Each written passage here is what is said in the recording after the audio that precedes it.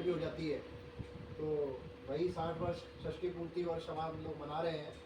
और ये स्थापना दिवस के कार्यक्रम मनाने का जो उद्देश्य है, जो विशेष उद्देश्य है, वो ये है कि हम समाज के बीच में जाएं, जैसा कि हम यहाँ आज उपस्थित हैं आपके बीच में, और लोगों के बीच में जाकर के ये बताएं कि इन 60 वर्षों में विश्व हिंदू परिषद ने क्या कार्य किए हैं, क्या 60 वर्ष पहले उद्देश्य रखे थे इस संस्था को बनाने के, इस संगठन को बनाने के, उन उद्देश्यों में से कितना हम हासिल कर पाए हैं, और क्या नई चुनौतियां इन 60 वर्षों में हम सभी के सामने उपस्थित हो गई हैं। ये जानना हम सभी के लिए बहुत ज़्यादा ज़रूरी है। तो 60 वर्ष पहले विश्व हिंदू परिषद की जब स्थापना हुई तो उस वक्त जो सबसे मुख्य जो उद्देश्य था, उनमें से एक उद्देश्य था श्री राम मंदिर जन्मभूमि का आंदोलन।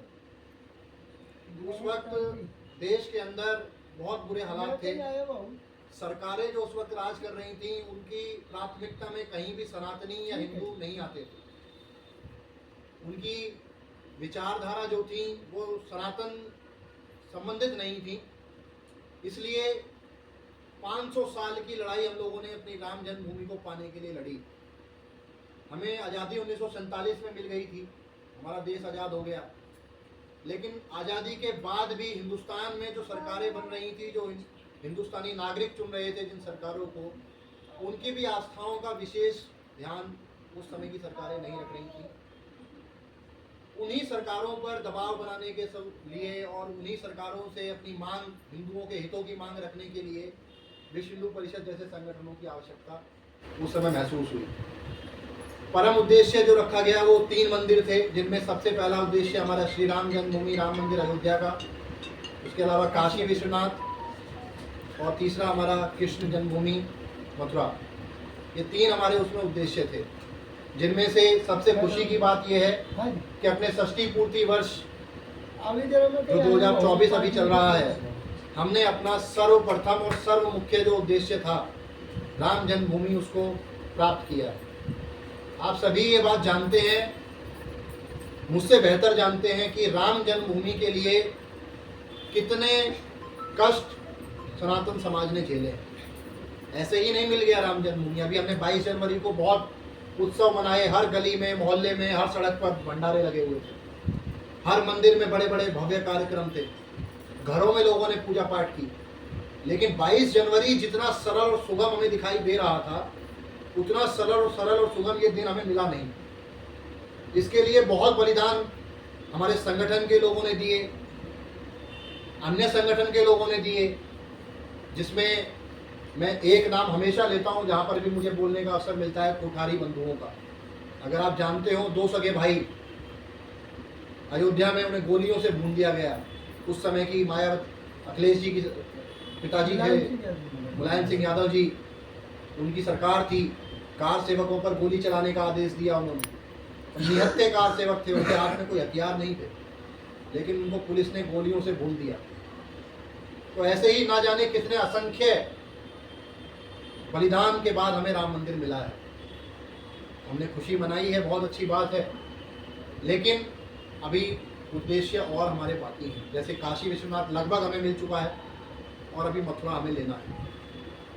इसके अलावा 30,000 और ऐसे मंदिर हिंदुस्तान के अंदर हैं, जो मंदिर हुआ करते थे, जिनको जबरन या फिर धोखाबाजी करके, धोखाधड़ी करके, आतंक के दम पर, हथियारों के दम पर या तो मस्जिद बना दिया गया, मंदिरों को तोड़ दिया गया, या कोई और वहाँ पर धार्मिक ढांचा आज खड़ा हुआ। हमको 30 के 30,000 मंदिर मुक्त कराने हैं, ये भी हमारे उद्देश्यों में है।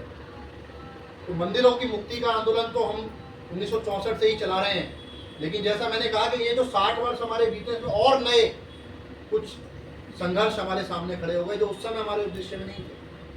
जैसे आप आए दिन देखते हैं, खबरें देखते हैं, अखबार देखते हैं, टीवी देखते हैं, लव जिहाद, आपने शब्द बहुत सुना होगा। इसमें आप देख रहे हैं कि जिहादी मानसिकता के जो व्यक्ति हैं, वो हमारी बहन बेटियों के स्कूलों के बाहर खड़े हो जाते हैं, कॉलेजों के बाहर अपनी पहचान छुपाते हैं, और पहचान छुपा करके दोस्ती करना, उसके बाद उनको भगा करके ले जाना, फिर उनको शादी के नाम पर एक ऐसे ट्रैप में फंसाना जहाँ पर उनकी वापसी हो पाना बहुत मुश्किल हो जाता है, और अंत में उनकी या तो उनको मार दिया जाता है या फिर उनको बेच दिया जाता है। ऐसे जो मैं ये घटनाएं आपको बता रहा हूँ ये बहुत आम हो गई इन 60 वर्षों में। तो ये एक बड़ा संघर्ष हमारे सामने आया कि इनसे भी लड़ना है। लगातार हमारा संगठन इस तरह की चीज़ों से लड़ता रहता है।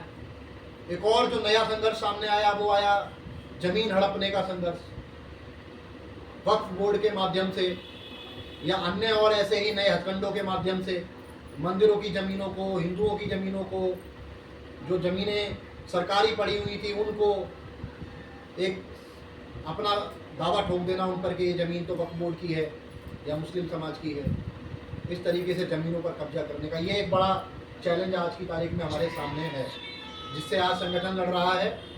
और संगठन क्या है ये समझने की आवश्यकता है। संगठन मैं नहीं हूँ, संगठन हमारे दयालु जी महाराज नहीं है, या हम में से कोई भी बैठा हुआ व्यक्ति संगठन नहीं। संगठन हम सब है। मेरे पास बजरंग दल की यहाँ एक जिम्मेदारी है। मैं अपनी कैपेसिटी में जितना भी काम कर सकता हूँ मैं कर रहा हूँ, ऐसे ही हमारे जितने अधिकारी हैं वे कर रहे हैं। लेकिन मैं खुद कहूँ या कोई भी व्यक्ति अकेला या स्वयं कोई भी कार्य नहीं कर सकता है।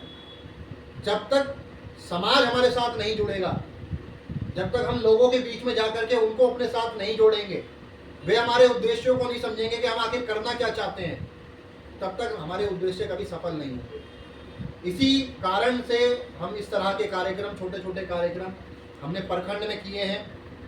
सुभाष पार्क प्रखंड का आज कार्यक्रम है। हमने जिले के सभी प्रखंडों में ये कार्य किए हैं। जिले का एक बड़ा कार्यक्रम जन्माष्टमी के दिन हमने दुर्गा मंदिर पर किया, बड़ा भव्य कार्यक्रम था। आप कुछ लोग वहाँ होंगे तो आपने देखा होगा। तो अपनी वाणी को अभी विराम देते हुए मैं निवेदन करूँगा पूज्य दयालु जी महाराज जी से कि वे मार्गदर्शन करेंगे कि किस प्रकार ये जो संगठन है हमारा, इसने अपने 60 वर्ष व्यतीत किए हैं, क्या हमारी सफलताएं हैं और क्या हमने पाया है और क्या हमने खोया है और क्या अभी पाना बाकी है। परम पूज्य दयालु जी महाराज।